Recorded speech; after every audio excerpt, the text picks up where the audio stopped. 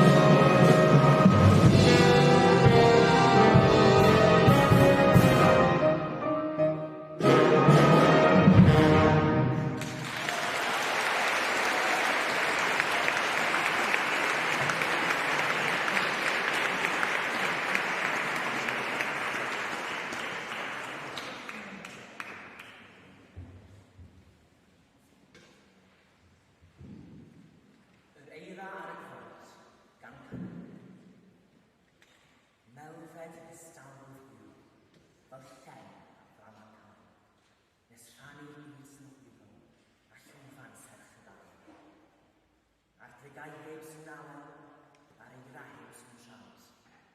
Cusanodd ffibod a'r eira ar y pont. Clod i'r ystorm nidus sy'n troi'r eira'n llwch a'r gwynt amgylch a'r swydus sy'n rhifron uwch ac uwch. Ond wedi'r angerdd treiglo gyda'r sain hyfryta'r lot. Pryd na bydd chwae siglo yr eira ar y pont. Clod i'r storm o garu sy'n llwchio nid ar hon. Ni o'n ni edifau eriod am angerdd hon. Ond wedi'r iasau hiriol yn fenaid byth ar hont. Atgof un cusan teulu fel eira ar y pont.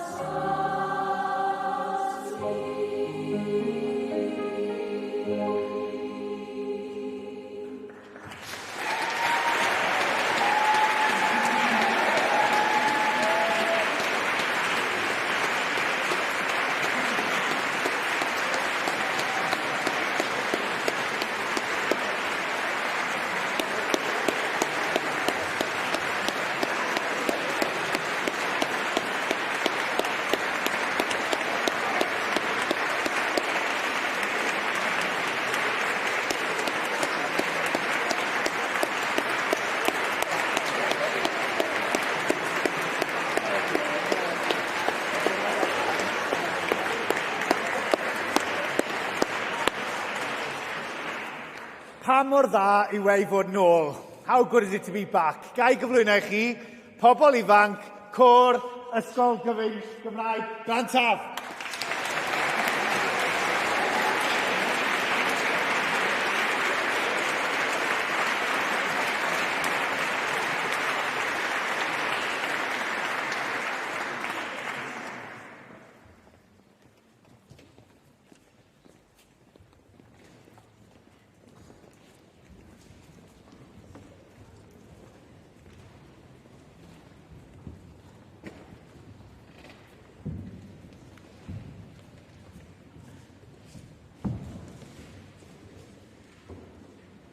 Well, mae'n arbennig iawn o bod gyda chi. It is indeed a privilege, a pleasure to be together once again. Ar adeg y Nadolig, hwyl y teulu, mae'n bwysig iawn bod ni'n dod at ein gilydd. Gyda i ddarllened i chi, sef darlleniad sydd yn wybodaeth i nifer fawr ohonych chi. It's an ancient carol, one of the first carols, if not the first carol ever written in the Welsh language. Dros fil o blynyddoedd yn ôl. Cerdd ydi o gan y brawd Madog ac Bachder. Ac mae'n rhyfedd o beth bod ni'n gallu deall o. Bod ni'n siarad y iaith yma nawr, bod ni'n dal i ddeall geiriau Madog ac Bachder fel hyn.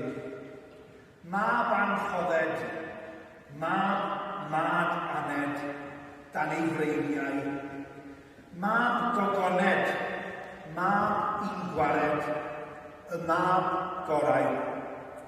Mab fam forwyn, grefydd addwyn, eiddfed eiriau.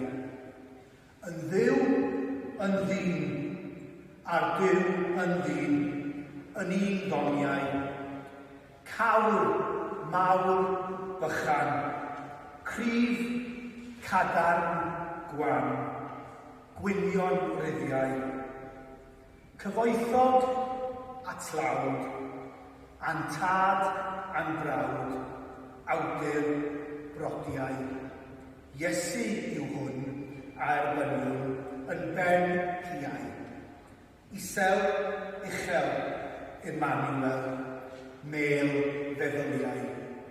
Cerdd anhygoel sy'n sôn am stori'r Nadolig, ac yma dyma ni yn Ysgol Gyfun Gymraeg Glantaf, mewn hen eglwys yn dal i ddathlu drwy gyfrwng Gymraeg, yn cofio mewn amser caled mae'r pethau bach sy'n bwysig, canu, mwynhau talentau, ac ar adeg y Nadolig y baban bach, y pethau bach hynny, y pethau fallai di-sylw hynny. Dyma yw'r cryfder. Mae yna lot fawr o bethau'n digwydd yn y byd, a weithiau da ni'n gallu i datrys nhw i gyd. Ond be mae Madog a'r Bachder yn dweud, be mae Dewi Sant yn ei ddweud, i gwneud y pethau bychain. Edrych ar ôl yn gilydd, gofalu am ein gilydd, a sicrhau bod y rhai sydd yn ddigartref, y rhai sy'n ffoduriaid, y rhai sy'n dlawd, yn cael ei gofalu amdanyn nhw. This verse is a very simple verse. It says that the small things, the little things, are the most valuable things in life. The birth of a baby, the simple singing, the talent of young people, these are the things that we should cling on to in difficult times. Gadewch ni dibyddio, gadewch ni, let us pray. O Dad, diolch i ti am ddod at ein gilydd fel teulu. Thank you for being together as a family.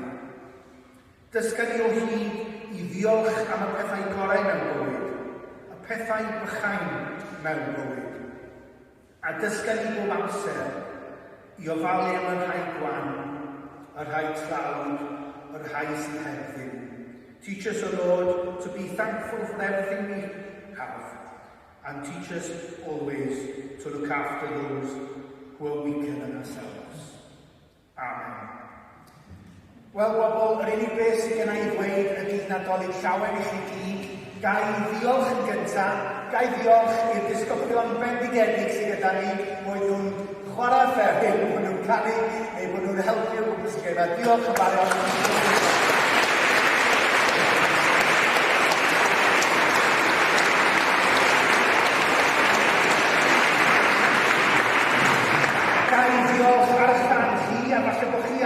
diolch i'r athrawon gwych sydd gyda ni yn Llantar.